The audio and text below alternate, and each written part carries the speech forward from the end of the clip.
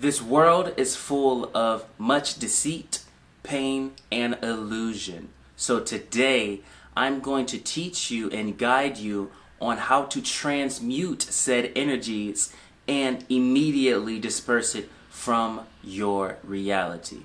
Peace unto you. My name is Nadiie, and today is all about dealing with illusion. So physicality in itself is not so.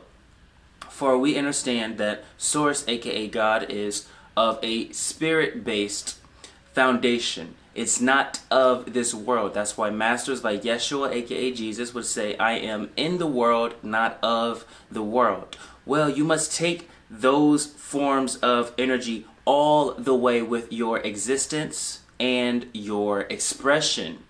What does that mean, Nadiie? That means you truly have to embody in every way possible, from the way you think, to the way you eat, to the way you interact with people, something that is not so easily accessible in this world, for you are not in or of the world. Truly. Now we've actually transitioned to a more astral-like state. Again, we've transitioned as humanity, as a collective, to a more astral-like state.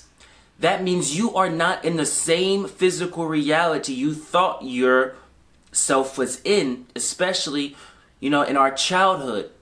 We experience many things in our childhood, but that life, that past version of ourselves no longer exists, because that version of ourselves is tied and bound to physicality. We are not in the physical world anymore, ladies and gentlemen.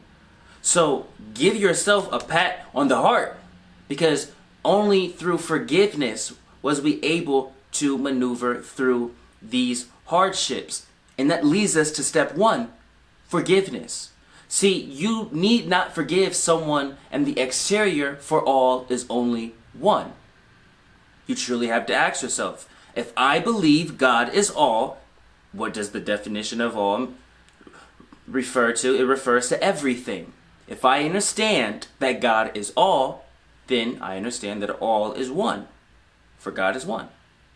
Now, with that clear indication, what is our descriptions of God? Our descriptions of God is love. So allow love to rest within you as your heartbeat, by forgiving yourself for believing that there is something out here that is going to get you if you don't get yourself in line.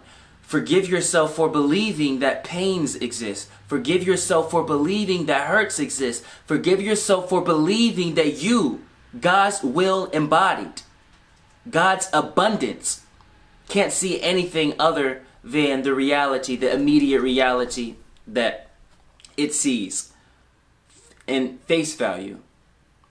Trust that if you remove yourself from expectation, then the life that is destined for you shall reveal itself, for it never left. It just is being, turned. You know how you have the blinds and you have the little stick that turns the blinds so you'll be able to see? All you got to do is turn it. See, what's outside of the blinds, you have your window, you have the blinds, and you have outside. Outside doesn't change. If you have your patio, you have your luscious green yard, your backyard. When those blinds go up, that luscious green backyard is still going to be there. You just have to turn the blinders to see them. Your abundance is there. Your abundance is you, your existence. Forgiveness is what's going to guide you to removing and releasing yourself from these leeches, energetic leeches that are just aspects of yourself that's saying, wake up. Fear is not so. Pain is not so. Satan is not so. There is nothing that represents negativity that can harm you. There is nothing that is of density that can harm you or present itself in such a way to rattle your reality, to basically have you fall on your knees. It's just not so. Why? Because we understand God is all. So now you're going up against your own belief systems. Remember, I said transmute your belief into faith and your faith into knowingness. We, as masters, all of us are masters. Some are just aware of that fact. We have to guide each other, i.e. ourselves, into transmuting our belief into faith, and in that faith into pure knowingness. Nothing can rattle who we are. Forgiveness. Forgive yourself and then forgive all others. Forgive all others for playing this role because you hired them. Everyone you see, you hired them. You are that powerful. Step 2 to releasing yourself from pains, hurts, deceit, illusion is simply remind yourself who you truly are, even if you don't consciously agree or believe it. I am God's will embodied. If it's too hard to say I am God, I am God's will embodied. You truly are the will of God. When's the last time you've said, I'm grateful for my existence? Embrace that. I'm grateful that I exist. I am the will of God. I'm so powerful, I will say by my name I affirm this is true to whatever prayer or divine statement I set forth and make apparent. God, make sure that all is aligned. Anyone that comes into my reality feels that which is bliss, feels that which is your will, your love. By my name, I affirm this, and so it is. Do you see how powerful that is? You have that power, just step into it. There is no doing process, it's a being process. There is nothing for you to do in this world because all is done. You are God's will embodied. Embrace that. Know the truth. That's step 2. Moving on to step 3. Step 3. And removing and releasing and transmuting all of the dense, deceit, illusions and pains and hurts of this world. Is know you are not home. The place that you think you are, if you still perceive this physical body, if you still perceive pains in the world, you're not home. Remind yourself that you're not home. Also couple that with, though I am not home, I am here for a reason. Though I understand anyone I interact with is the version of them that I've constructed. So this is a very, very masterful technique, step 3. Every single person you've interacted with in your entire life is not who they truly are.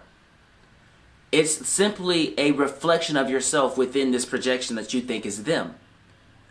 Put yourself in a position to where you can totally see as God sees by operating purely out of love. First forgiveness, then love. So you can truly experience people as they are, as their full expression.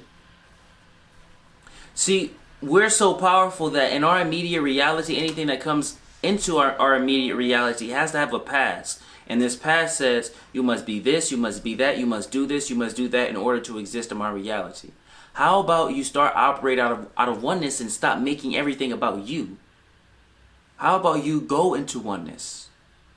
As in putting yourselves in other shoes, forgiving when you know that forgiveness is the way. Healing through pure love, not through an act or emotion. Just know that your presence alone is enough.